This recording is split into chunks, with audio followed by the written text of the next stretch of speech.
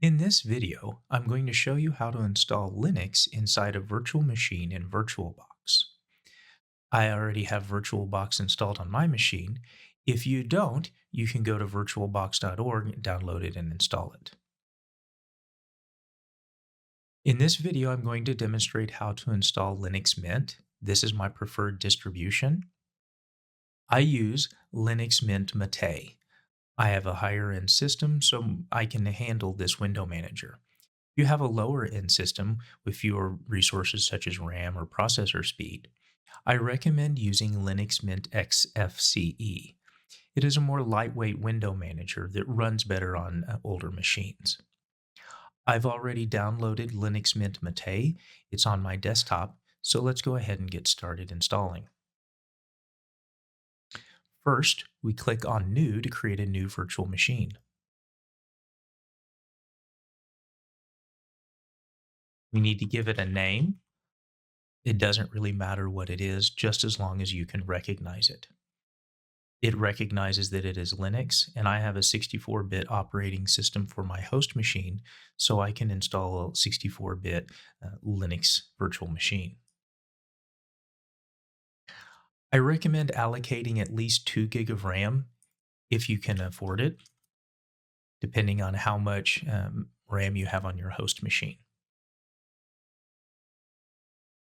We're going to create a virtual hard disk now. A VirtualBox disk image is fine. And we want it to be dynamically allocated. This means that VirtualBox will tell Linux that you can have, for example, a 15 gig hard drive, but VirtualBox will only use what is needed to hold on all the files on the host file system. You can click Next. The default is 8 gig. I've found that that's a little small for what we're trying to do. 15 gig should be more than sufficient if you have enough room on your hard drive. Now, we've created the virtual machine. But before we install Linux, we do need to change a couple of settings to make things more usable. First, I recommend increasing the video memory to the maximum.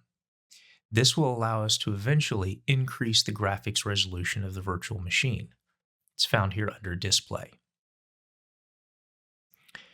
While also in Settings, we need to add the virtual ISO we downloaded of Linux Mint to the virtual DVD drive.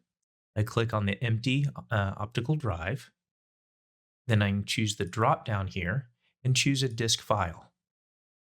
Mine is on the desktop, so I can choose it, click Open. Now I've essentially inserted a virtual disk inside the virtual disk drive, so I can install it. Click OK, and we're ready to start the virtual machine. It will take a moment for it to boot,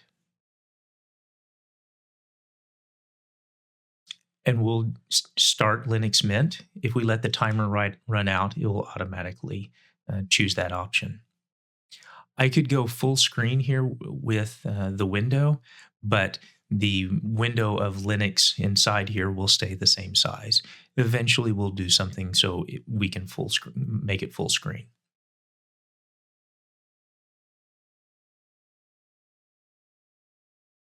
So now we've booted up into what's called a live installation. We haven't installed anything on the hard drive yet, but we're running Linux. So we can click on Install Linux Mint. Now, just a quick disclaimer, I'm going to choose the settings for my region where I live as we go through the installation. Choose the appropriate settings for your region. So English, going to use the US English keyboard layout. For this installation, we don't need to install any multimedia codecs. If you are going to be using your Linux installation to watch movies, listen to music, you may want to do this, but we don't need to do that here.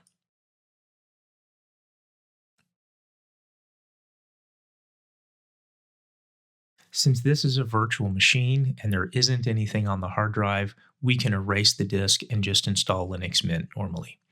In a later video, I will demonstrate or I'll explain different partitions and things like that. So if you want to, you can go back and later and create another Linux installation where you've customized the disks, but we don't need to do that now.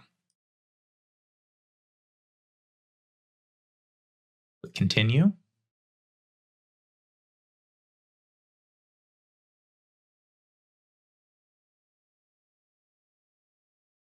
Choose the correct time zone. And then we're going to create a user. So I'm going to simply create a user Bob. Computer name, you can have this be whatever you want. And then you can choose a password. I've chosen a weak password of password, but that's okay. This is a demonstration machine, and it's also just a virtual machine that I won't expose to the internet.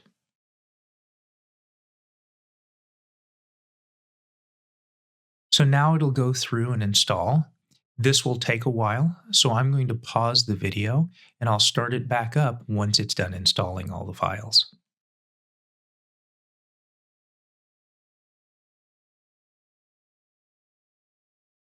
Once installation is finished, you can restart the virtual machine.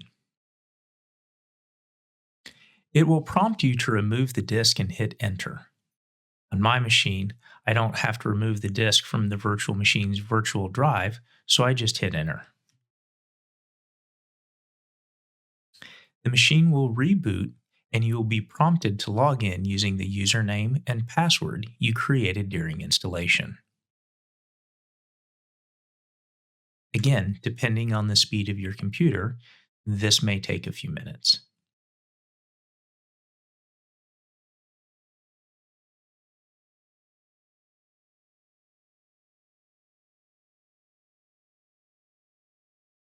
Your system is now installed and ready to go. However, one of the first things you should do is install the VirtualBox additions. To do that, go up to Devices and insert Guest Editions CD image. Sometimes this will auto run, sometimes it won't. If it won't, you can simply right click and choose Open with Auto Run Prompt. You can choose the defaults here, run it. Provide your password of your user. Now this should install tools that enable the Linux system to work with VirtualBox. This will enable you to do things like share a clipboard with your host system, and most importantly, that we'll see here in a minute, when we resize the VirtualBox window, the desktop will be resized with it. Note that this won't work in some Linux distributions. In a later video, we will be using CentOS to demonstrate some Linux functionality. By default, this VirtualBox Guest Edition CD does not work on CentOS. You have to install extra files and packages to get it to work. This can take just a moment.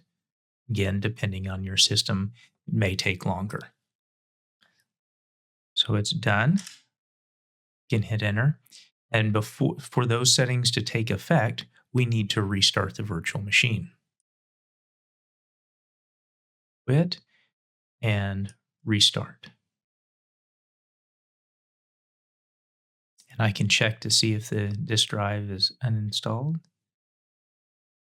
Can remove the disk. It won't let me to here. I'll show you how to do it in a minute once the system is booted.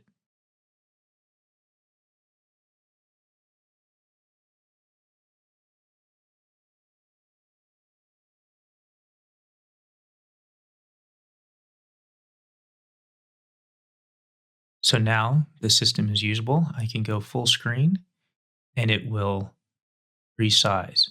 I've found that sometimes the desktop background doesn't really work well. So if you do it manually, it redraws it incrementally and it should work.